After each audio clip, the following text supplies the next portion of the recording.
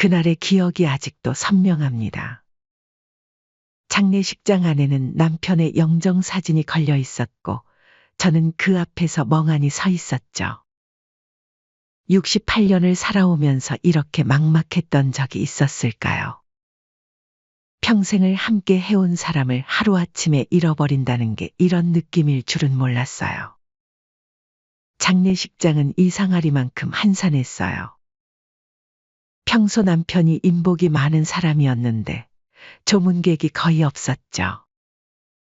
나중에야 알게 됐지만 아들이 일부러 부고를 제대로 돌리지 않았더라고요. 빨리 끝내버리고 싶었던 모양이에요. 아, 네. 장례식이요? 아, 네. 저녁에는 일찍 마무리할게요. 그냥 간단하게 치르면 되죠, 뭐. 아들 명수의 통화 소리가 귓가에 들렸어요. 남편의 장례식을 그렇게 대충 넘기려는 걸 보니 가슴이 찢어지는 것 같았죠. 저도 모르게 한숨이 나왔어요. 옆에서는 며느리 은주가 하품을 참으며 휴대폰만 들여다보고 있었고요. 문득 예전 기억이 떠올랐어요. 남편이 아들 부부에게 신축 아파트를 증여해주던 날이었죠. 그때 남편은 분명히 말했어요. 너네가 그토록 권하던 아파트 너네들에게 주겠다. 하지만 조건이 있어. 혹시라도 내가 세상을 먼저 떠나게 되면 너희 어머니를 절대 혼자 두지 말아라. 함께 살면서 잘 모시는 조건으로 주는 거다. 그때 아들과 며느리는 얼마나 좋아했었는지 몰라요. 아버님, 걱정 마세요. 어머님 당연히 저희가 모실게요. 평생 저희 뒷바라지 하느라 고생하신 아버님, 어머님, 이제는 저희가 효도할게요. 며느리의 말에 남편은 안심한 듯 웃었었죠. 장례식이 끝나갈 무렵 며느리 은주가 다가왔어요. 어머님, 이제 어떻게 지내실 건가요? 은주의 말에 저는 잠시 망설였어요. 아파트로 이사가는 날짜를 의논하려나 싶었죠. 하지만 며느리의 다음 말은 제 예상과는 전혀 달랐어요. 요즘 요양원들이 정말 좋아졌더라고요. 제가 알아본 곳이 있는데 시설도 깨끗하고 프로그램도 많대요. 어머님 연세에 딱 좋을 것 같은데. 순간 귀를 의심했어요. 그때의 약속은 어디로 갔을까요? 아들은 옆에서 은주의 말에 고개를 끄덕이고 있었죠. 아들 부부는 이미 저를 보낼 곳을 알아봤던 거예요. 남편이 돌아가시기도 전에 말이에요. 아버지와의 약속은 잊었니? 떨리는 목소리로 겨우 이 말을 했어요. 순간 아들과 며느리의 표정이 굳어졌어요. 어머니, 그건. 그때와 상황이 많이 달라졌잖아요. 맞아요. 저희도 살아야 하고. 어머님도 요양원에서 전문적인 케어를 받으시는 게 더 좋을 것 같아서. 아들의 말끝은 흐려졌어요. 그 말을 듣고 저는 더 이상 그 자리에 있고 싶지 않았어요. 40년을 넘게 키운 아들에게서 이런 말을 들을 줄은 정말 몰랐어요. 그날 저녁 저는 조용히 짐을 쌌죠. 40년 넘게 살아온 집에서 나올 때는 눈물이 멈추지 않더라고요.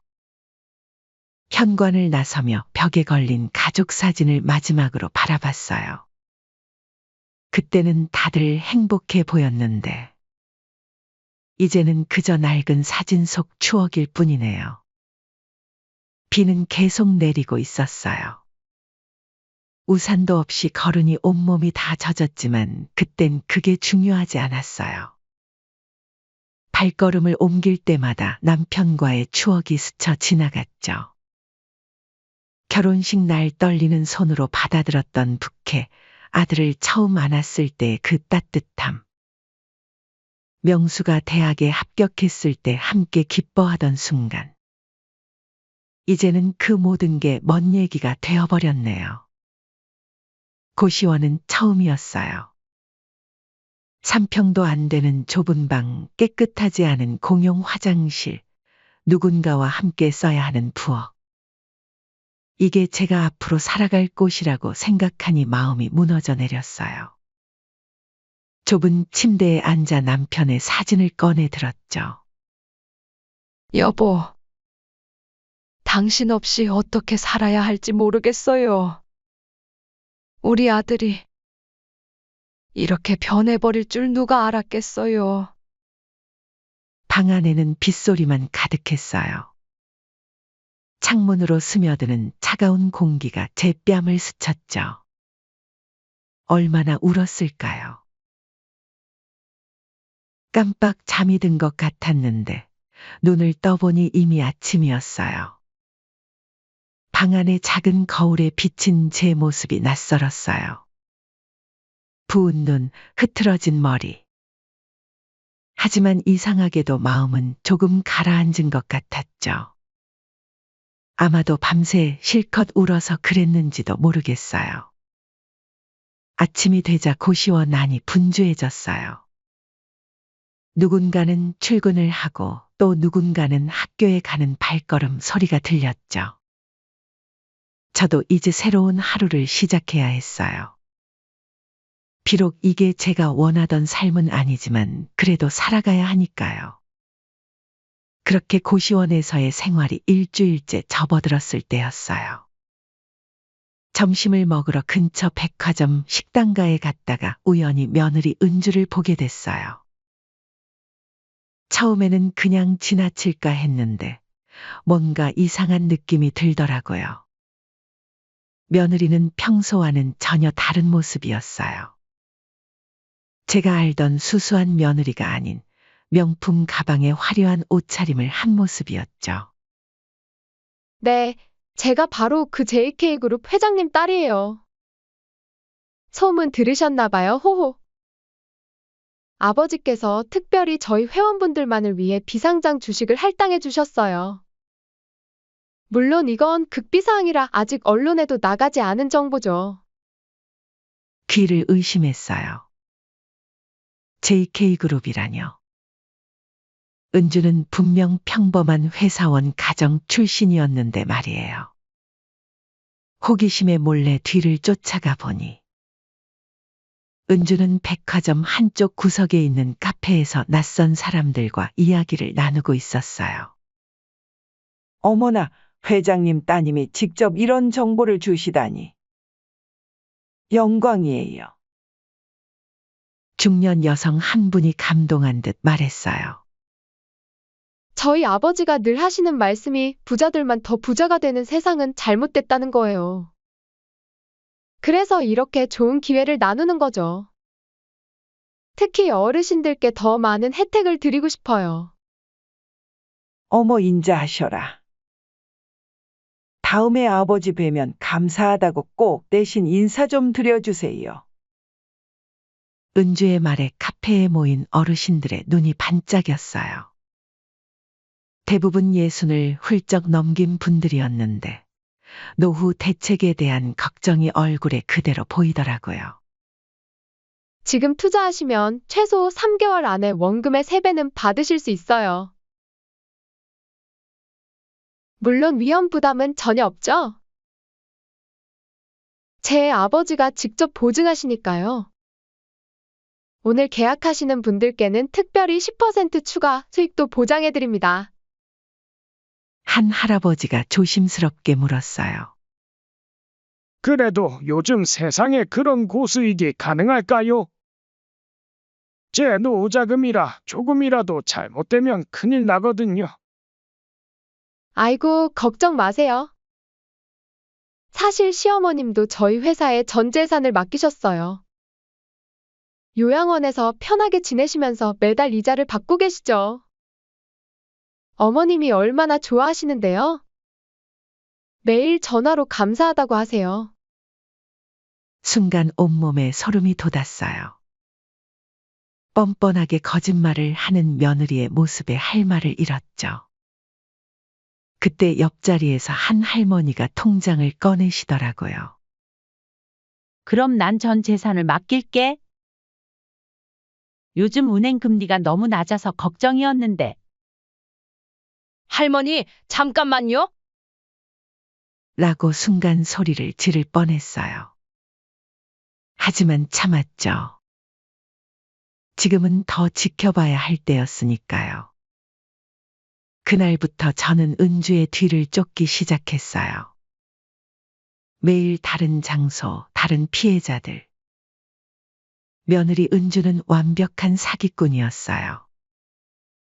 어떤 날은 JK그룹 회장님 딸이었다가 또 어떤 날은 유명 정치인의 조카라고도 했죠. 일주일쯤 지났을까요?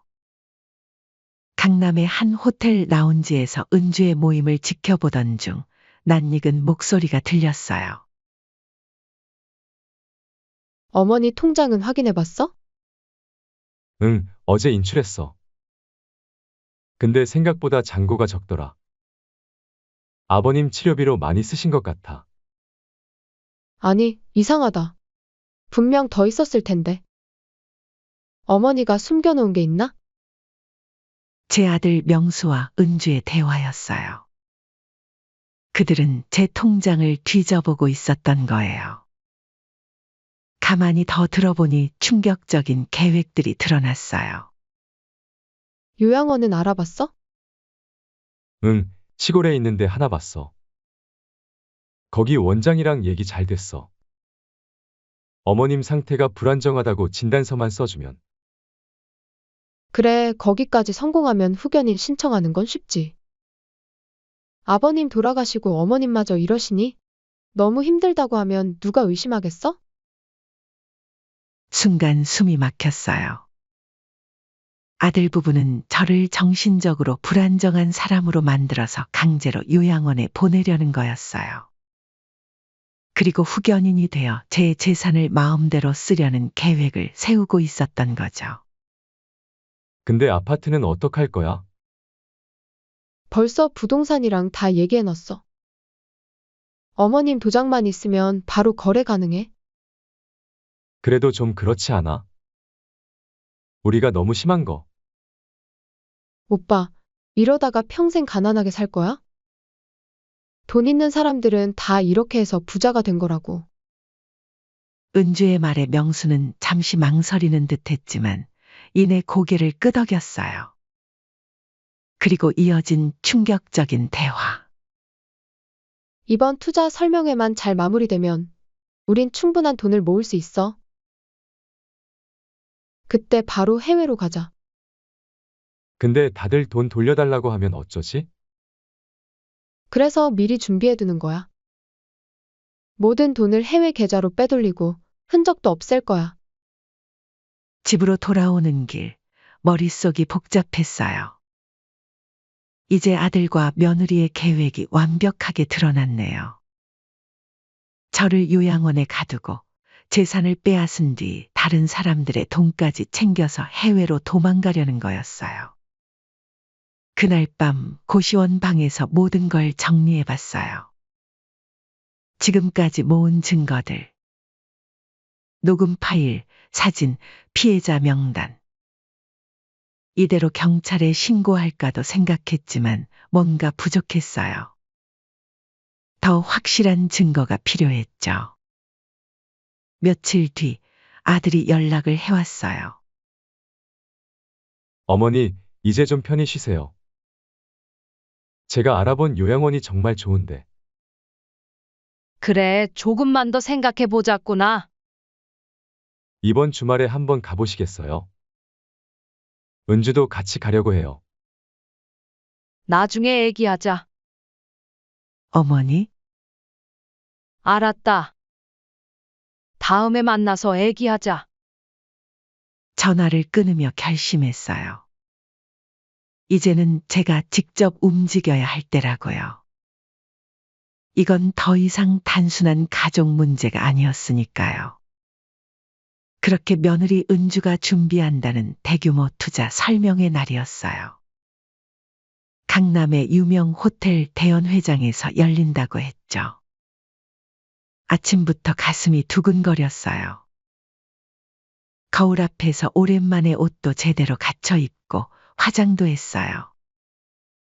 그동안 모아온 증거들이 담긴 가방을 꼭 쥐고 고시원을 나섰죠. 택시를 타고 가는 내내 마음이 무거웠어요. 제가 모은 증거들. 과연 충분할까요? 녹음 파일도 사진도 있었지만 결정적인 한 방이 부족한 것 같았거든요. 며칠 전부터 잠도 제대로 못 잤어요. 이번이 마지막 기회라는 걸 알았으니까요. 할머니 도착했습니다. 택시 기사님의 말씀에 정신을 차렸어요. 호텔 로비에 들어서자 안내판이 보이더군요. JK그룹 특별 투자 설명회 그랜드 볼룸. 설명회장 입구에 도착하자 놀라운 광경이 펼쳐졌어요. 200명은 좋게 넘어 보이는 사람들이 줄을 서 있었죠. 대부분이 저처럼 나이 든 어르신들이었어요. 어머, 박 여사님도 오셨네요. 그러게나 말이에요. 이번엔 진짜 대박이래요. JK그룹 회장님 따님이 직접 설명회를 하신대요. 저는 며느리가 알려줘서 왔어요. 요즘 젊은 사람들은 다 이런 데 투자한다더라고요. 맞아요. 원금의 3배는 기본이래요. 저는 전세금 다 빼서 투자하려고요. 이런 대화들이 여기저기서 들려왔어요. 가슴이 아팠죠. 이분들이 평생 모은 돈을 사기꾼에게 떼이게 생겼다는 생각에. 특히 할아버지 한 분이 휠체어를 타고 오시는 모습을 보니 더 마음이 아팠어요. 할아버지, 혹시 투자금은 얼마나? 아유, 다 털어서 5천만 원. 손주 대학 등록금으로 모아둔 건데 이거 불려서 등록금 걱정 좀 덜려고. 연회장 안으로 들어서자 웅장한 실내 장식이 눈에 들어왔어요. 크리스탈 샹들리에 아래로 둥근 테이블들이 놓여 있었고 각 테이블마다 VIP, VVIP 같은 명패가 놓여 있었죠. 은주가 화려한 드레스 차림으로 입구에서 사람들을 맞이하고 있었어요. 제 며느리라고는 믿기지 않을 만큼 달라진 모습이었죠. 아들 명수는 VIP 명단을 확인하며 바쁘게 움직이고 있었어요. 갑자기 우리 눈이 마주쳤죠. 어머니? 여기는 어떻게? 명수가 놀란 눈으로 다가왔어요. 왜 놀랐니? 내가 이런 데 올 리 없다고 생각했니? 어머니, 이러시면 안 돼요. 어머님 컨디션이 안 좋으신데. 이런 복잡한 곳에 오시면. 명수가 제 팔을 잡아 끌었어요. 소나기의 힘이 평소보다 더 강했죠. 이건 알아.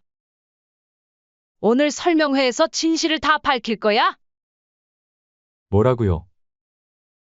어머니, 정말 많이 아프신가 봐요. 이러시면 안 되는데. 여보, 이리 좀 와봐. 아들이 며느리를 불렀어요. 어머님, 많이 피곤해 보이세요. 저희랑 잠깐 밖에서 이야기 나누시죠? 여보 됐어? 어차피 오늘이 마지막 날이야. 어머니는 그냥 무시하자. 대충 치매 걸렸다고 둘러대면 되겠지. 어머니, 저 사람들 욕심 가득한 눈빛 보이시죠? 어머니가 아무리 뭐라 해도 늙은 노인네 말 믿어줄 사람 아무도 없으니까 좋은 말 할 때 돌아가시죠? 은주가 달콤한 목소리로 말했지만 그 눈빛은 차가웠어요. 마치 독사의 눈을 보는 것 같았죠. 됐어. 어떻게 될지 두고 보자고. 난 여기 있을 테니 설명회나 시작해. 잠시 후 설명회가 시작됐어요. 은주가 화려한 드레스 자락을 휘날리며 단상에 올랐죠. 대형 스크린에는 화려한 그래프와 숫자들이 나타났어요. 여러분, 오늘 이 자리에 와주셔서 감사합니다. 제가 JK그룹 회장의 딸이라는 걸 아시는 분들도 계시겠죠? 오늘은 특별히 여러분께만 공개하는 비상장 주식 투자 기회를 소개해드리려고 합니다. 청중들 사이에서 웅성거림이 들렸어요. 은주는 자신만만한 표정으로 계속 말을 이어갔죠. 이 기회는 정말 특별한 분들에게만 드리는 거예요. 지금 이 자리에 계신 분들은 모두 저희가 엄선한 VIP이시죠. 특히 오늘은 더 특별한 혜택을 준비했답니다. 제 심장이 빠르게 뛰기 시작했어요. 지금이에요. 제가 나서야 할 때. 잠깐만요. 자리에서 벌떡 일어나 외쳤어요. 이 사람은 사기꾼입니다. JK그룹 회장 딸이 아니에요? 여러분, 속지 마세요. 순간 장내가 조용해졌어요. 모든 시선이 저를 향했죠. 은주는 잠시 당황한 기색을 보이더니 이내 안타까운 표정을 지었어요. 어머님, 여러분, 정말 죄송하지만 저희 시어머님이 최근에 정신적으로 많이 불안정하셔서. 은주가 눈물을 글썽이며 말했어요. 네, 어머님이 아버님 돌아가신 후로 많이 힘드셨거든요. 저희도 너무 가슴이 아파요. 명수도 슬픈 표정을 지으며 거들었죠. 청중들의 시선이 동정적으로 변하는 게 보였어요. 누군가 정말 불쌍한 분이네. 정신이 안 좋아 보여. 하고 속삭이는 소리도 들렸고요. 제 말을 믿어주지 않는 거예요. 증거가 있어요. 녹음도 있고 사진도. 급하게 가방에서 휴대폰을 꺼내려는 순간 명수가 재빨리 다가와 제 손에서 휴대폰을 낚아챘어요. 어머님, 이제 그만하시죠. 저희가 알아본 요양원이 정말 좋은데. 거기 가시면 푹 쉬실 수 있을 거예요. 명수가 제 팔을 강하게 잡아 끌었어요. 저는 필사적으로 저항했지만 힘으로는 당할 수 없었죠. 경호원들까지 달려와 저를 제지하려 했어요. 놓으세요. 여러분, 이 사람들은 사기꾼이에요? 제발 믿으시면 안 돼요. 여러분의 전 재산을 노리고 있다고요. 제 절박한 외침이 허공을 맴돌았어요. 저 할머니 치매 초기인가 봐. 정신이 온전치 않으신가 봐요. 자식들이 힘들겠네. 사람들의 수군거림이 들렸어요. 모든 게 끝난 것 같았어요. 제가 그토록 힘들게 모은 증거는 명수 손에 들려 있고, 사람들은 저를 정신이 온전치 않은 사람으로 여기고 있었죠. 이대로 끌려나가면 정말 강제로 요양원에 갇히게 되는 건가? 그때였어요. 잠깐 그 휴대폰 좀 이리 주시겠어? 낯익은 목소리. 아니, 이럴 수가. 심장이 멎는 것 같았어요. 고개를 돌리자 믿을 수 없는 광경이 보였어요. 여보. 네, 제 남편이었어요. 분명 장례식을 치렀던 제 남편이 살아서 그 자리에 서 계셨어요. 아, 아버님. 명수와 며느리의 얼굴이 백지장처럼 하얘졌어요. 은주는 단상에서 그만 마이크를 떨어뜨렸죠. 휴대폰 말고도 증거는 더 많단다. 남편이 차분하게 말씀하셨어요. 그리고 그 뒤로 경찰들이 들어왔어요. 적어도 20명은 되어 보였죠. 남편의 신호를 받고 있었던 걸까요? 아버지.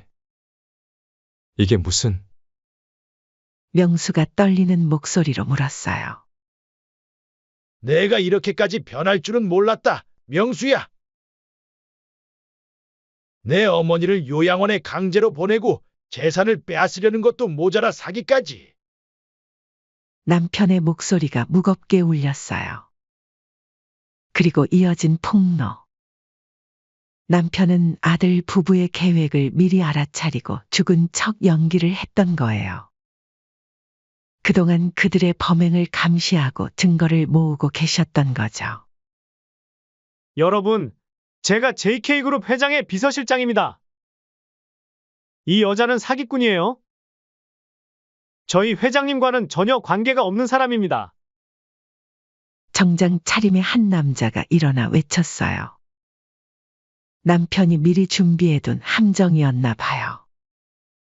아, 제가 말씀을 드렸나 모르겠는데 저희 남편이 원래 검사 출신이었죠. 은퇴한 지 5년은 지났는데 어떻게 된 영문인지 어안이 벙벙 하더군요. 저는 서울중앙지검 검사입니다. 이 자리를 지켜보고 있었습니다. 지금 이 자리에서 벌어진 모든 일이 다 증거로 채택될 겁니다. 또 다른 사람이 일어났어요. 순식간에 장내가 아수라장이 됐어요. 사람들이 일제히 일어나 항의하기 시작했고 분노한 어르신들이 단상으로 몰려갔어요. 은주는 뒷문으로 도망가려 했지만 이미 모든 출구가 막혀 있었죠. 여보, 이게 어떻게 된 일이에요? 당신이 살아 있었다니. 저도 모르게 눈물이 흘렀어요. 미안해요. 당신을 힘들게 해서. 하지만 이게 우리 아들을 바로잡을 수 있는 유일한 방법이었어요. 남편이 제 손을 꼭 잡았어요. 체포합니다. 경찰이 은주에게 수갑을 채웠어요. 이게 무슨... 저는 그저... 아버님, 제발... 은주가 비명을 지르며 발버둥 쳤지만 소용없었어요. 명수도 체포됐어요. 그가 끌려가면서 저를 바라봤죠. 어머니. 정말 죄송합니다. 저는... 하지만 이미 너무 늦었어요. 그의 사과가 진심인지 아닌지도 더 이상 중요하지 않았죠. 사기다. 우리 돈 어떡하나? 저 사기꾼들 잡아라. 설명회장은 아수라장이 됐어요. 피해자들이 분노를 터뜨렸고 순식간에 기자들이 몰려들었죠. 카메라 플래시가 터지는 가운데 아들 부부는 경찰들에게 끌려나갔어요.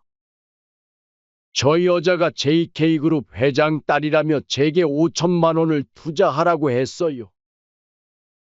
저는 전세금을 다 뺏어왔다고요. 아이고, 어떡하나.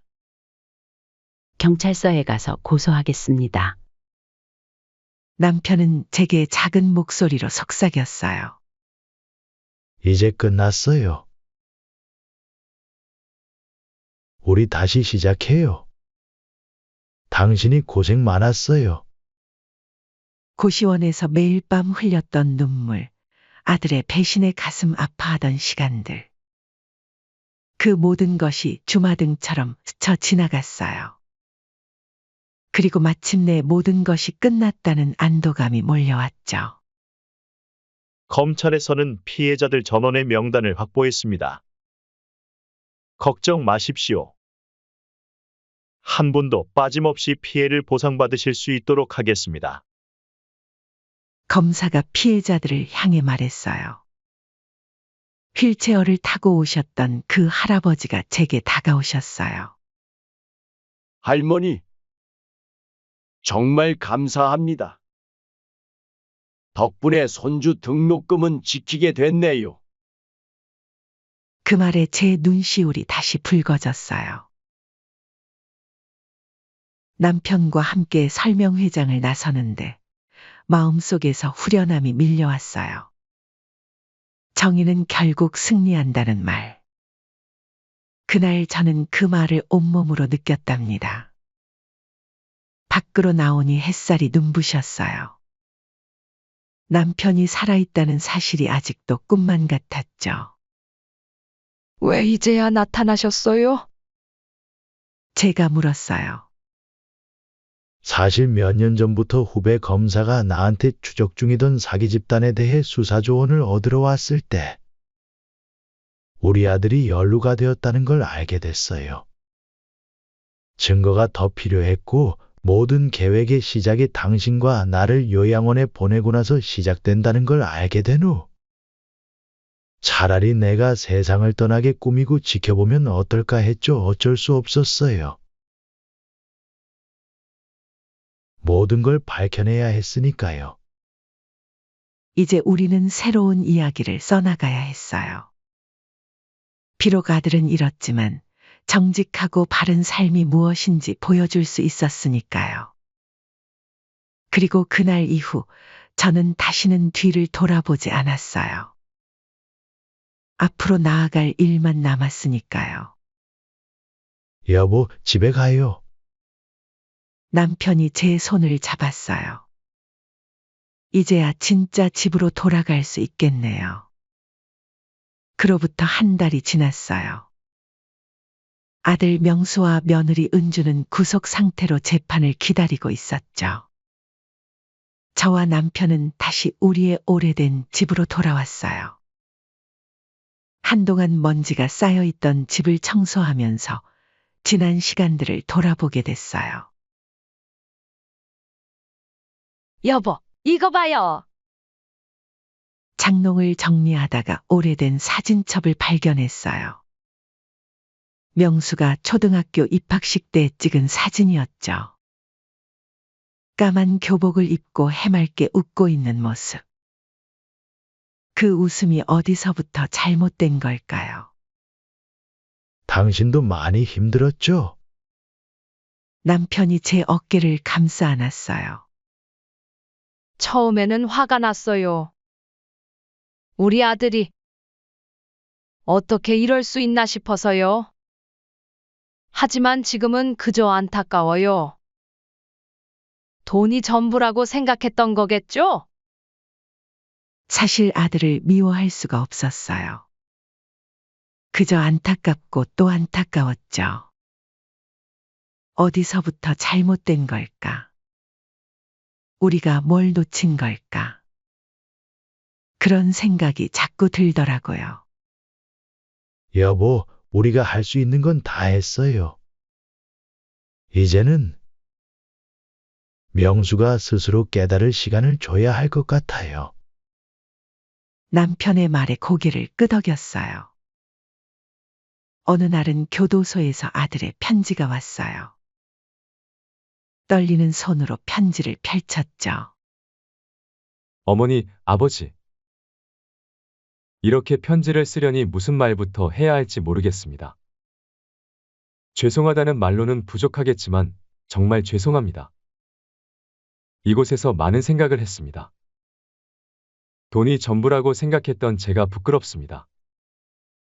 어머니가 고시원에서 지내셨다는 걸 알았을 때 제가 얼마나 나쁜 짓을 했는지 깨달았습니다. 편지를 읽는 내내 눈물이 흘렀어요.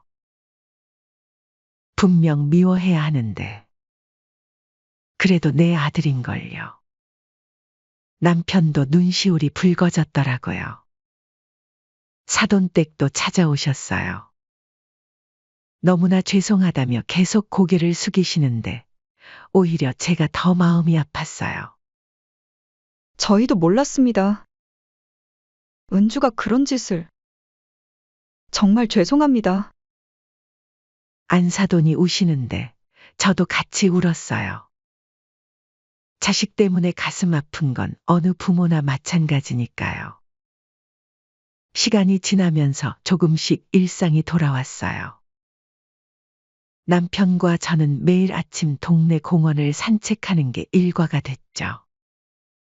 봄이 와서 공원에 벚꽃이 피었는데 예전과는 다르게 보이더라고요. 여보, 우리도 다시 시작해요. 남편이 제 손을 잡았어요. 다시 시작이요? 네, 우리가 못다 한 것들. 이제라도 해보자고요. 여행도 가고 당신이 하고 싶었던 일들도 하고. 그 말을 듣는데 가슴이 따뜻해졌어요. 남편은 제가 젊었을 때 풍물교실을 다니고 싶어 했다는 걸 기억하고 있더라고요. 다음 날부터 우리는 동네 복지관에 등록했어요. 저는 풍물교실을, 남편은 도예교실을 신청했죠. 여보, 우리 너무 늙어서 이런 거 배우는 거 아니에요? 제가 장난스레 물었더니 남편이 웃으며 대답했어요. 늙어서 더 잘했죠. 이제는 남의 눈치 볼 필요도 없잖아요. 교실에서 만난 분들과도 금방 친해졌어요. 다들 비슷한 나이대라 이야기도 잘 통하고 서로의 사정도 이해해 주셨죠. 특히 이영자 할머니는 제 절친이 되셨어요. 할머니도 자식들 때문에 마음고생이 많으셨다고 해요. 우리 나이엔 이제 서로가 약이야. 젊은 사람들은 이해 못하는 게 많거든. 이영자 할머니의 말씀이 가슴에 와닿았어요. 주말이면 남편과 시장을 가요. 예전에는 늘 절약한다고 저렴한 것만 찾았는데 이제는 가끔 맛있는 것도 사서 먹어요.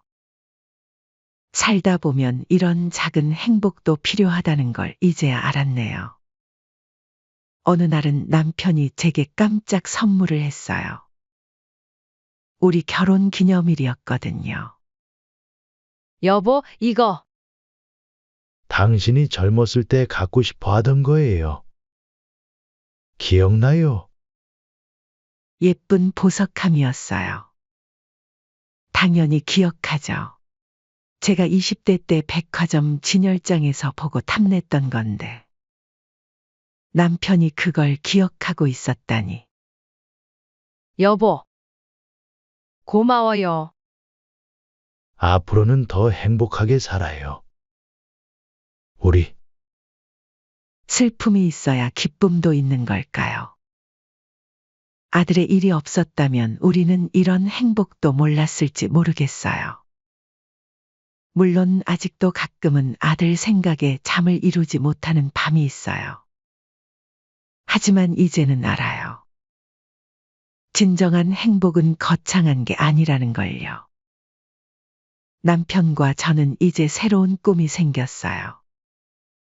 우리처럼 힘들어하는 노인분들을 돕는 일이에요. 복지관에서 봉사도 시작했고 조금씩 다른 분들의 이야기도 들어주고 있어요. 아마도 우리 아들은 오랫동안 감옥에 있어야 할 거예요.